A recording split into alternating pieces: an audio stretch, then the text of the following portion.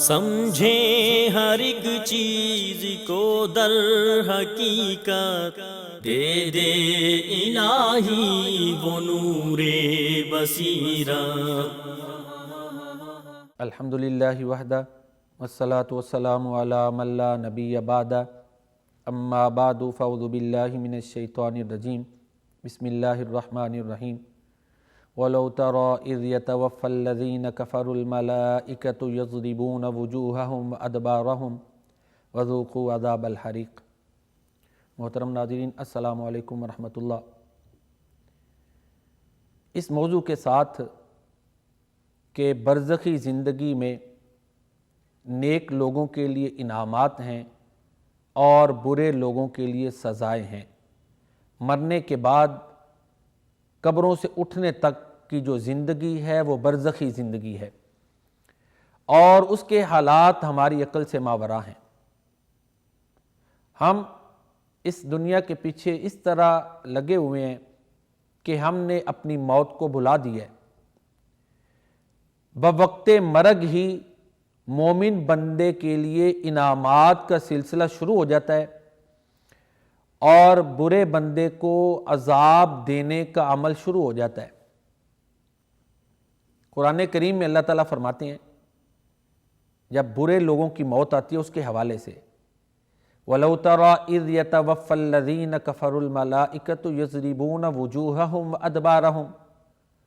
کاش کہ تم اس وقت دیکھو کہ جب فرشتے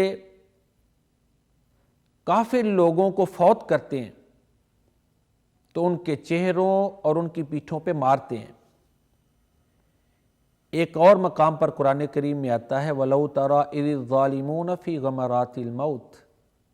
کاش کہ تم ظالموں کو موت کی سختیوں میں دیکھو۔ وَالْمَلَائِكَةُ بَاسِطُو أَيْدِيهِمْ أَخْرِجُوا أَنفُسَكُمْ۔ فرشتے اپنے ہاتھ ان کی طرف بڑھاتے ہیں، پھیلاتے ہیں، کہتے ہیں اپنی روحوں کو نکالو، اپنی جانوں کو نکالو، آج تمہیں رسوا کن عذاب دیا جائے گا۔ حدیث مبارکہ میں آتا ہے کہ جب برے آدمی کی موت کا وقت آتا ہے تو فرشتے ایک بدبودار ٹاٹ لے کے آتے ہیں۔ اس کی روح کو جب جسم سے نکلنے کا حکم دیتے ہیں تو روح جسم کے اندر چھپتی ہے، پھر اس کو زبردستی جسم سے نکالتے ہیں، جس سے اس کو، اس کے جسم کو، اس کو، روح کو بڑی تکلیف ہوتی ہے۔ آپ نے فرمایا جیسے سلاخ کے اوپر گیلی روئی ہو اور ہم لوہے کی سلاخ کو گیلی روئی سے نکالیں تو جس طرح روئی کے ذرات اس سلاخ کے ساتھ رہ جاتے ہیں، اسی طرح جب اس کی روح اس کے جسم سے نکلتی ہے تو روح اور جسم کا حال ہوتا ہے، بڑی اس کو تکلیف ہوتی ہے۔ اب یہ عمل وہ ہے جو ہماری عقل سے ماوراء ہے۔ محترم ناظرین، اس ضمن میں یہ بات ذہن میں رکھیں کہ برزخی حالات کے بارے میں جو کچھ قرآن کریم میں آیا ہے اور جو کچھ احادیث رسول کریم صلی اللہ علیہ وسلم میں آیا ہے، ہم اس پر من و عن ایمان رکھتے ہیں، اور برزخی حالات میں عقل کا کچھ عمل دخل نہیں ہے۔ یہ مغیبات میں سے ہے، یہ ما فوق الفطرت عقائد میں سے ہے، لہذا بینگ مسلم جو کچھ قرآن میں ہے، جو کچھ صحیح احادیث میں ہے، ہمارا ایمان ہے کہ وہ برحق ہے۔ چنانچہ پیارے رسول کریم صلی اللہ علیہ وآلہ وسلم فرماتے ہیں کہ اس کی روح کو ایک بدبودار ٹاٹ میں لپیٹ لیا جاتا ہے، جیسے جیسے روح اوپر جاتی ہے تو فرشتے جب پوچھتے ہیں تو اس کے برے نام کے ساتھ اس کا تعارف کروایا جاتا ہے۔ پھر جب روح اوپر جاتی ہے نا، پہلے آسمان پر تو دروازہ ہی نہیں کھلتا، آسمان کے اس کے لیے دروازے ہی نہیں کھولے جاتے، اور سورہ اعراف کی جو آیات ہیں پھر اللہ کے نبی صلی اللہ علیہ وسلم نے وہ پڑھ کر بتائیں، ان الذین کذبوا بآیاتنا واستکبروا عنہا لا تفتح لهم ابواب السماء ولا يدخلون الجنہ حتی یلج الجمل فی سم الخیاط وکذالک نجزی المجرمین۔ جن لوگوں نے ہماری آیات کا کفر کیا اور ان کو جھٹلایا، ان کے لیے آسمان کے دروازے نہیں کھولے جاتے، نہ ہی وہ جنت میں داخل ہوں گے الا یہ کہ سوئی کے ایک جانب جو سوراخ ہوتا ہے اس میں اونٹ داخل ہو جائے، تب ایسا ہو سکتا ہے، نہ اونٹ اس میں داخل ہو سکتا ہے، نہ ان کے لیے آسمان کے دروازے کھل سکتے ہیں۔ اللہ تعالیٰ قرآن کریم میں فرماتے ہیں لہم من جہنم مہاد، ان کا بچھونا جہنم سے۔ پھر ایسے گناہگار بندے کا جو نافرمان ہوتا ہے ریکارڈ سجین میں لکھ دیا جاتا ہے۔ سجین میں ریکارڈ کا لکھا جانا یہ بھی عذاب ہے۔ دیکھیں نا، یہاں ایک ریکارڈ بک ہو اور اس میں بدترین قسم کے مجرمین کے نام درج کیے جائیں، تو جس آدمی کا نام اس بک میں آ جائے اس کو تکلیف نہیں ہوتی کہ پتہ نہیں کیا کیا سزائیں ملیں گی۔ یہاں پر محترم ناظرین ایک بات ذہن میں رکھیں، کچھ لوگ یہ سمجھتے ہیں کہ شاید سجین وہ ٹھکانہ ہے جہاں برے لوگوں کی ارواح رہتی ہیں۔ یہ جو اوپینین اور رائے ہے یہ درست نہیں ہے۔ سورۃ المطففین سادہ ترجمے کے ساتھ پڑھ لیں، اس میں واضح ہے کلا ان کتاب الفجار لفی سجین، بے شک برے لوگوں کا نامہ اعمال سجین میں ہوگا۔ تمہیں کیا معلوم کہ سجین کیا ہے؟ وہ ایک لکھی ہوئی کتاب ہے۔ چنانچہ یہ بھی اس کو جو ہے نا مینٹل ٹارچر دی جائے گی جب اس کا نام سجین میں لکھ دیا جائے گا، برے آدمی کو جب سجین میں درج کر دیا جائے گا، پھر اللہ کے نبی صلی اللہ علیہ وسلم فرماتے ہیں اس کی روح لوٹائی جائے گی۔ عذاب جسم اور روح دونوں کو ہوتا ہے۔ پہلے بھی میں عرض کر چکا ہوں کہ جسم کو کیسے عذاب ہوتا ہے یہ ہماری عقل سے اوپر ہے، یہ ہماری عقل میں نہیں سما سکتا، اور نہ ہی ہماری جو عقل ہے اس کا یہ دائرہ کار ہے۔ پھر اللہ کے نبی صلی اللہ علیہ وسلم فرماتے ہیں فرشتے آتے ہیں، اس سے پوچھتے ہیں من ربک ما دینک من نبیک، 3 سوالات ہوتے ہیں، وہ جواب نہیں دے پاتا۔ تیرا رب کون ہے، تیرا نبی کون ہے، تیرا دین کیا تھا، وہ کچھ جواب نہیں دے پاتا۔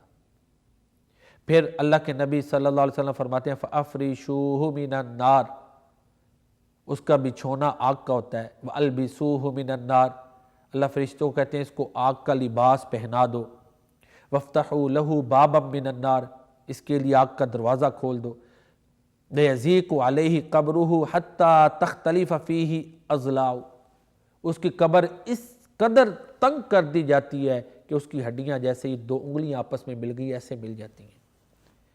اس کی جو پسلیاں ہیں اس کی پسلیاں ایسے آپس میں مل جاتی ہیں جیسے یہ 2 ہاتھوں کی انگلیاں مل گئی ہیں۔ تو یہ عذاب اس کو قبر میں ہوتا ہے۔ پھر اللہ کے نبی صلی اللہ علیہ وسلم فرماتے ہیں ثم يقيض له ابكم اعمى معه مربزة من حديد لو ضرب بها جبل لصار ترابا اللهم نعوذ بك من عذاب القبر اللہم انا نعوذ بک من عذاب القبر۔ اللہ کے نبی فرماتے ہیں پھر ایک فرشتہ جو اندھا بہرا ہوتا ہے اس پہ مسلط کیا جاتا ہے، جو ہے نا اس کو ایک ہتھوڑے کے ساتھ ضرب لگاتا ہے، اور اتنا وہ بڑا ہتھوڑا ہوتا ہے کہ اگر پہاڑ پر اللہ کے نبی فرماتے ہیں مارا جائے تو وہ مٹی بن جائے۔ پھر اس کے اوپر 99 اژدہے مسلط کیے جاتے ہیں۔ اللہ کے نبی فرماتے ہیں اگر ان میں سے کوئی ایک اژدہا زمین پہ پھونک مار دے تو یہاں کی جو ہریالی ہے وہ ساری ختم ہو جائے۔ پھر جب اس کو قبر میں بٹھایا جاتا ہے نا تو اس وقت بھی اس کا دل خوف اور وحشت سے بھر جاتا ہے۔ یہ بھی عذاب ہے کہ دل میں خوف مسلط ہو، وحشت ہو، ڈر ہو۔ یہ وہ عذاب ہیں جو برے آدمی کو کیے جاتے ہیں۔ اس کے برعکس انعامات ہیں جو نیک آدمی کو ملتے ہیں، وہ بھی انشاءاللہ بھی بیان کیے جاتے ہیں۔ پھر اللہ کے نبی صلی اللہ علیہ وسلم فرماتے ہیں اس کے لیے ایک سوراخ کیا جاتا ہے اور اس کو جنت دکھائی جاتی ہے، اس کی جو تر و تازگی ہے، اس کی جو ہریالی ہے، جو کچھ اس میں نعمتیں ہیں وہ اس کو دکھائی جاتی ہیں۔ پھر جب وہ جنت کا اس کو منظر دکھایا جاتا ہے نا اس کے بعد پھر ساتھ ہی اعلان ہو جاتا ہے اگر تو نیکیاں کرتا تو تجھے یہ ملنی تھی۔ اب اس پر بھی اس کو مینٹل ٹارچر ہونا ہے کہ وہ اتنا بڑا نقصان ہو گیا، غلطیاں کرنے کی وجہ سے اتنی بڑی جنت نعمتیں میں ان سے محروم ہو گیا۔ پھر اللہ کے نبی صلی اللہ علیہ وسلم فرماتے ہیں پھر اس کے لیے ایک سوراخ آگ کی طرف کیا جاتا ہے، دیکھتا ہے کہ آگ ایک دوسرے کو توڑ رہی ہے، پھر اسے کہا جاتا ہے کہ یہ تیرا ٹھکانہ ہے، اسی پر تجھے موت آئی ہے، اسی پر تجھے قیامت والے دن زندہ کیا جائے گا، پھر تجھے عذاب ہوگا۔ تو یہ وہ عذاب ہیں جو برے آدمی کو قبروں سے اٹھنے سے پہلے پہلے ملنے ہیں۔ برزخی زندگی میں یہ برے آدمی کو عذاب ملنے ہیں۔ اللہ کے نبی صلی اللہ علیہ وآلہ وسلم فرماتے ہیں پھر ایک قبیح چہرے والا، قبیح کپڑے پہنے ہوئے شخص جس سے بدبو آ رہی ہوتی ہے وہ آتا ہے اور اس کو کہتا ہے کہ یہ جو برے حالات ہیں ان کی تجھے مبارک ہو، یہ نہیں بطور تنقید اس کو کہے گا، یہی وہ دن تھا جس کا تجھ سے وعدہ کیا جاتا ہے۔ وہ کہے گا تو کون ہے، تیرے چہرے سے تو پریشانی ٹپک رہی ہے، تو وہ کہے گا کہ میں تیرا عمل ہوں، جو تو برے عمل کرتا تھا نا میں وہ ہوں۔ پھر اس وقت وہ برا آدمی اللہ تعالیٰ کی بارگاہ میں یہ گزارشیں کرے گا، یہ التجائیں کرے گا، یہ التماسات کرے گا، ربی لا تقیم الساعہ، ربی لا تقیم الساعہ، اے میرے رب قیامت مت قائم کرنا۔ محترم ناظرین، یہ وہ چیزیں ہیں جو کتب احادیث میں موجود ہیں اور یہ حقائق ہیں۔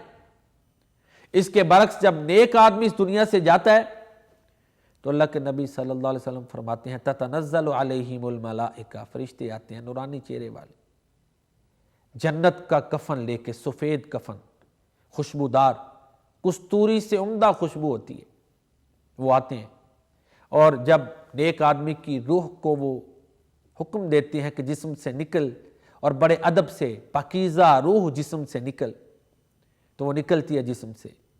پھر فرشتے اس نیک آدمی کی روح کو اس کفن میں جو جنتی کفن ہوتا ہے لپیٹ لیتے ہیں، ہمیں نظر نہیں آتا لیکن اللہ کے نبی نے بیان فرمایا ایسا ہی ہوتا ہے۔ نیک آدمی کی روح کو جب فرشتے اوپر لے کے جاتے ہیں تو ہر طرف خوشبو پھیل رہی ہوتی ہے، فرشتے دوسرے فرشتے ان فرشتوں سے پوچھتے ہیں کہ یہ کس کی روح ہے، تو وہ بڑے ادب سے جو بہترین اس کا دنیا میں نام ہوتا ہے اس کے ساتھ اس کا تعارف کرواتے ہیں۔ پہلے آسمان پہ روح جاتی ہے، پھر اوپر روح چلی جاتی ہے، اس کے لیے دروازے آسمان کے کھل جاتے ہیں، پھر اللہ تعالیٰ حکم دیتے ہیں کہ اس کا نام علیین میں درج کر دو، اور علیین جو ہے وہ کامیاب لوگوں کا نامہ اعمال ہے، وہ ایسی بک ہے جس میں کامیاب لوگوں کا نامہ اعمال درج ہونا ہے۔ اس کے لیے خوشی کی انتہا نہیں ہوگی۔ دیکھیں نا دنیا میں بھی اگر ایک آدمی درج ہو جائے فلاں کامیاب لوگ ہیں جی، اس لسٹ میں اس کا نام لکھ دو۔ سورہ مطففین میں آتا ہے، تو علیین ایک بک ہے، کتاب ہے، جس میں نیک لوگوں کے نام لکھے جاتے ہیں، پھر اس کی روح لوٹائی جاتی ہے، پھر فرشتے آتے ہیں، اس سے پوچھتے ہیں کہ تیرا رب کون ہے، من ربک ما دینک من نبیک، ان سوالوں کے وہ جوابات دیتا ہے وہ جو نیک آدمی ہے۔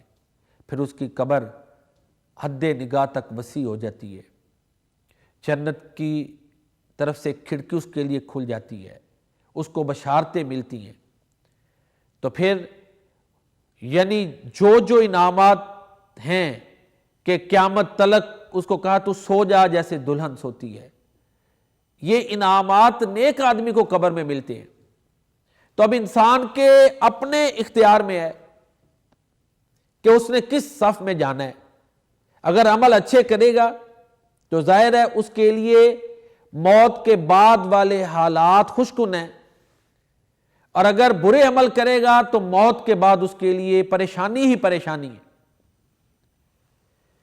چند لوگ خوش قسمت ہیں یا چند اعمال ایسے ہیں جو انسان کرتا ہے تو عذاب قبر سے بچ جاتا ہے۔ ان میں سب سے پہلا امر شہادت ہے۔ ایک آدمی نے کہا اللہ کے رسول صلی اللہ علیہ وسلم، مومن لوگ جو ہیں وہ قبر میں فتنے میں ڈالے جاتے ہیں سوائے شہید کے، تو اللہ کے نبی صلی اللہ علیہ وسلم نے فرمایا ہاں، شہید کو جو تلوار لگتی ہے اور جس کی وجہ سے وہ شہید ہوتا ہے اس کے لیے کافی ہے کہ اس کی وجہ سے اللہ تعالیٰ اس کو عذاب قبر سے محفوظ کر دیتے ہیں۔ این سعادت بزور بازو نیست، تا نہ بخشد خدائے بخشیندہ، یہ رتبہ بلند ملا جس کو مل گیا ہر مدعی کے واسطے دار و رسن کہاں۔ دوسرا عمل جس کے کرنے سے انسان عذاب قبر سے محفوظ رہتا ہے، وہ عمل ہے مسلمان لوگوں کی سرحدوں کی حفاظت کرنا۔ اسلامی ملک کی سرحدوں کی حفاظت کرتے ہوئے اگر کوئی فوجی، کوئی سپاہی جام شہادت نوش کر لیتا ہے تو اللہ کے نبی صلی اللہ علیہ وآلہ وسلم فرماتے ہیں وہ قبر کے فتنہ سے محفوظ رہتا ہے۔ تیسرا عمل جس کے کرنے سے انسان قبر کے فتنے اور عذاب سے محفوظ ہوتا ہے وہ ہے پیارے نبی صلی اللہ علیہ وسلم کا فرمان ہے جو جمعہ کے دن یا جمعہ کی رات کو فوت ہو۔ اس کے ساتھ علماء نے کچھ احتیاطیں بھی بتائی ہیں کہ کبائر سے بچتا ہو، تو بہرحال یہ بھی ایک سعادت ہے۔ چوتھی وہ موت جو پیٹ کی وجہ سے آ جائے، وہ شخص جو کسی پیٹ کی بڑی بیماری کی وجہ سے فوت ہو وہ بھی قبر کے عذاب سے محفوظ رہتا ہے۔ تو یہ 4 قسم کے لوگ ہیں: شہید، پہرے دار، اسلامی سرحدوں کا پہرے دار، جمعہ کے دن یا جمعہ کی رات کو فوت ہونے والا، اور پیٹ کی بیماری سے فوت ہونے والا۔ یہ 4 افراد ایسے ہیں جو عذاب قبر سے محفوظ رہتے ہیں۔ اسی طرح جو شخص رات کو سورہ ملک کی تلاوت کرتا ہے، اللہ کے نبی صلی اللہ علیہ وآلہ وسلم نے فرمایا کہ فَهِيَ الْمَانِعَةُ تَمْنَعُ مِنْ عَذَابِ الْقَبْرِ، یہ عذاب قبر سے انسان کو بچاتی ہے سورہ ملک کی تلاوت۔ تو یہ 5 اعمال ہیں۔ اس کے ساتھ ساتھ دعا بھی انسان کرتا رہے۔ اللہ کے نبی صلی اللہ علیہ وسلم ہر نماز میں یہ دعا کرتے تھے، اللہم انی اعوذ بک من عذاب القبر۔ یہ کئی دعائیں اس کے ساتھ اور بھی شامل ہیں، اے اللہ مجھے قبر کے عذاب سے بچا۔ تو یہ وہ اعمال ہیں کہ جن کے کرنے سے انسان عذاب قبر سے محفوظ رہتا ہے۔ اللہ تعالیٰ مجھے اور آپ کو عذاب قبر سے محفوظ رکھے، آمین یا رب العالمین۔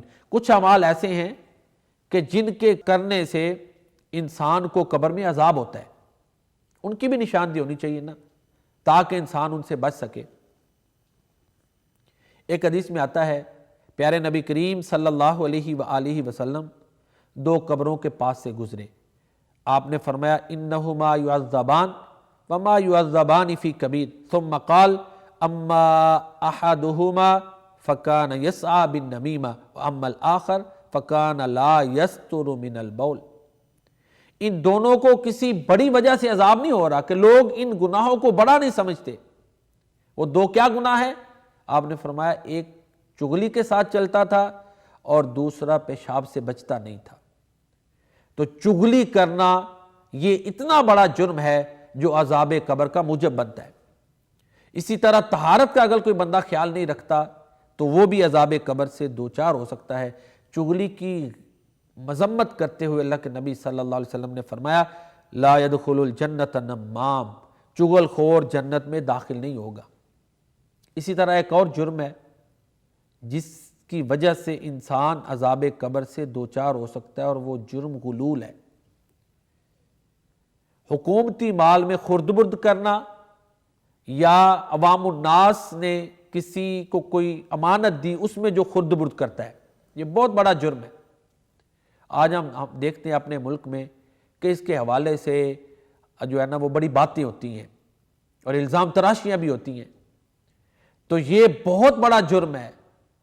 ایک صحابی میدان جنگ میں قتل ہو گیا، لوگوں نے کہا وہ جنتی ہے، آپ نے فرمایا وہ دوزخی ہے، وہ آگ میں ہے، کرکرا اس کا نام تھا۔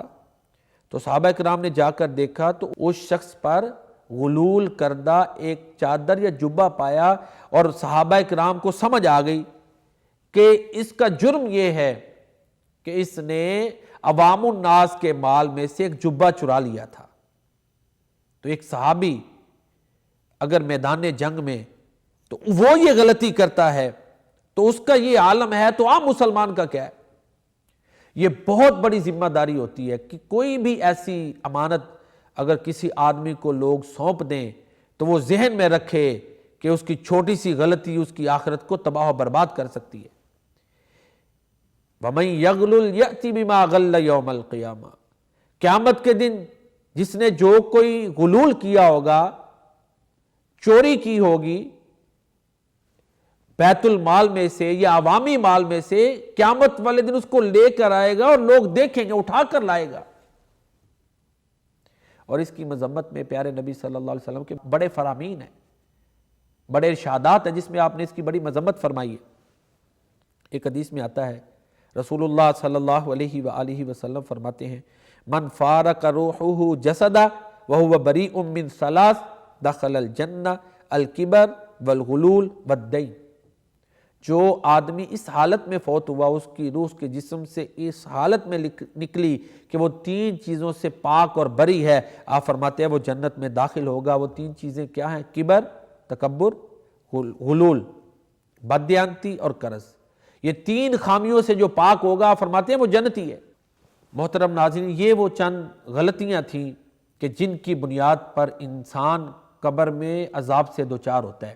ساری گفتگو کا خلاصہ یہ ہے کہ جو احوال برزخ ہیں وہ برحق ہیں۔ نیک لوگوں کے لیے قبر میں انعامات ہیں، برے لوگوں کے لیے سزائیں ہیں۔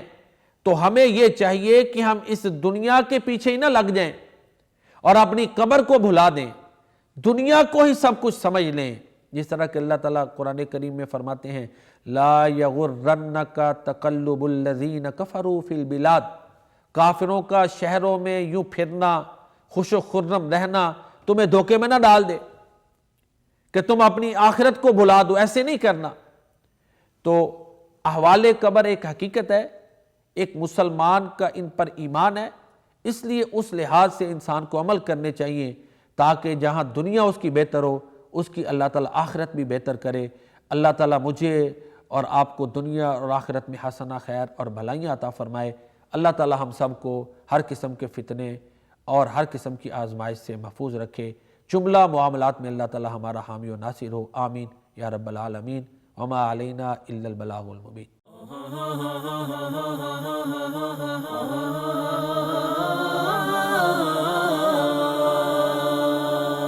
سمجھیں ہر ایک چیز کو در حقیقت، دے دے الہی وہ نور بصیرت۔